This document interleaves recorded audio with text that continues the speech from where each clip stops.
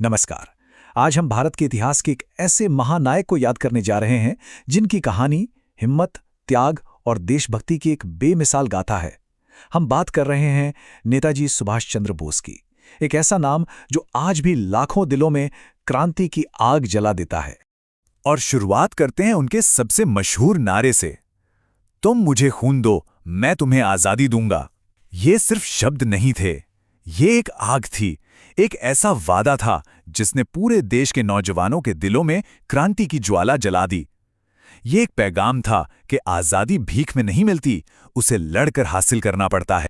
तो चलिए नेताजी के इस असाधारण सफर को करीब से जानते हैं।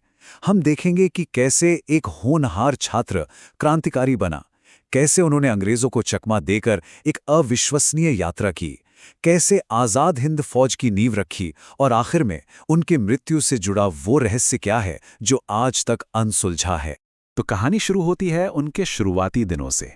आखिर सुभाष चंद्र बोस कौन थे और वो क्या वजह थी जिसने उन्हें आराम की जिंदगी छोड़कर संघर्ष का रास्ता चुनने पर मजबूर कर दिया। जरा सोचिए, एक ऐसा नौजवान जिसके पास एक शानदार दिमाग है और उस वक्त की सबसे बड़ी नौकरी यानी इंडियन सिविल सर्विस आईसीएस की परीक्षा भी पास कर ली।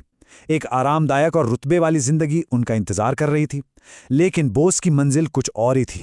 उन्होंने उस सुनहरे करियर को ठोकर मार दी, सिर्फ अपने देश के लिए।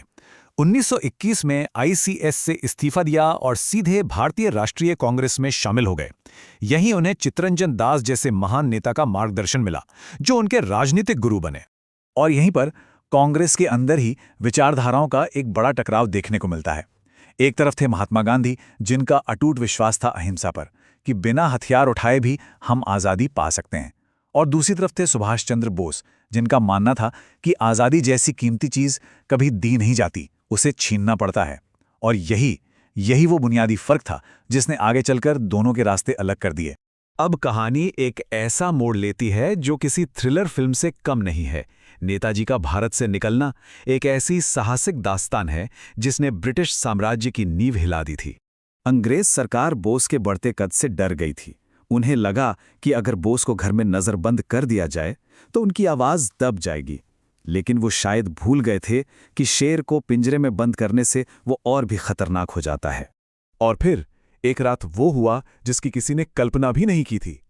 बोस पठान जियाउद्दीन का भेष बदलकर अपने ही घर से गायब हो गए। कलकत्ता से पेशावर, फिर काबुल और वहां से मुश्किलों भरा सफर तय करके 1941 में जर्मनी जा पहुंचे।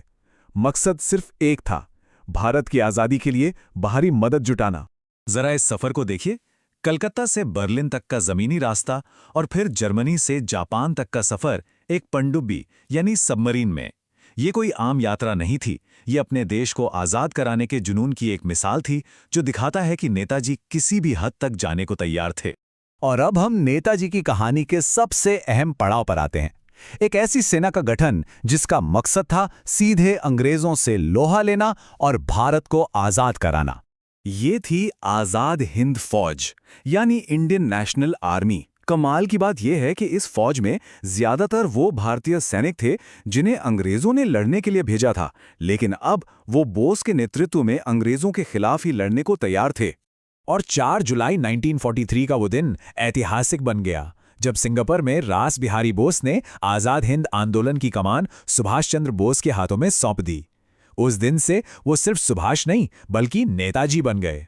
45,000 ये सिर्फ एक नंबर नहीं है, ये उन 45,000 देशभक्तों की संख्या है जो नेताजी के एक इशारे पर अपनी जान कुर्बान करने को तैयार थे। इसमें युद्धबंदी भी थे और आम नागरिक भी, जो बस अपने देश को आज़ाद देखना चाहते थे। और इसी फौज में नेताजी ने कुछ ऐसा किया जो उस जमाने में किसी ने सोचा भी नहीं था।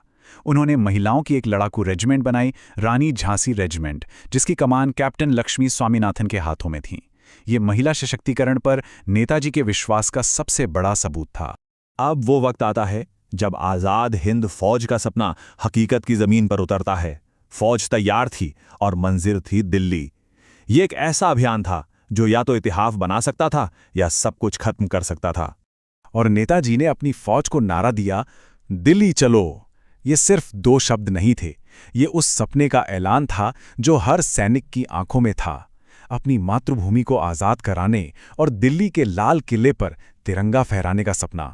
18 मार्च 1944 वो ऐतिहासिक दिन जब आज़ाद हिंद फौज ने जापानी सेना की मदद से भारत की धरती पर कदम रखा। उन्होंने कोहिमा और इम्फाल जैसे इलाकों पर कब्जा भी कर लिया। ये एक बहुत बड़ी जीत थी। और इसी दौरान रंगून रेडियो से नेताजी ने महात्मा गांधी को पहली बार राष्ट्रपिता कहकर संबोधित किया और आज़ादी की इस लड़ाई के लिए उनका आशीर्वाद मांगा। ये दिखाता है कि भले ही उनके रास्ते अलग थे, लेकिन मंजिल एक ही थी, भारत की आज़ादी। लेकिन किस्मत को शायद कुछ और ही मंजूर था।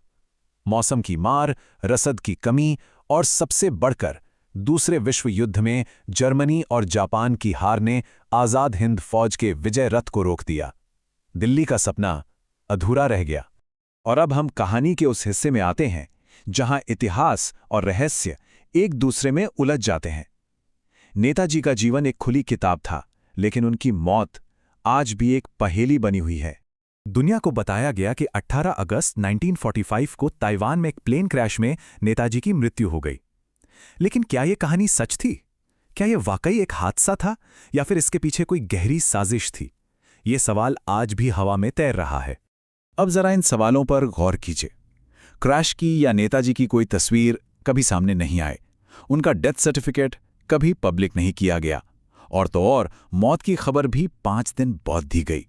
जो इकलौते गवाह थे कर्नल हबीब और रहमान, उनके बयानों में भी कई झोल थे। इलाज कैसे हुआ, क्या हुआ, कोई डिटेल नहीं। ये सब मिलकर एक ऐसी पहेली बनाते हैं जिसका जवाब आज तक नहीं मिला। आखिर में शायद ये उतना मायने नहीं रखता कि नेताजी की मृत्यु कैसे हुई। जो बात मायने रखती है वो ये है कि वो जिए कैसे, पूरे साहस, दृढ़ विश्वास और अपने देश के लिए अटूट प्रेम के साथ। उनकी विरासत किसी रहस्य में नहीं, बल्कि उन करोड़ों हिंदुस्तानियों के दिलों में जिंदा है जिन्हें उन्होंने प्रेरित किया। जय हिंद।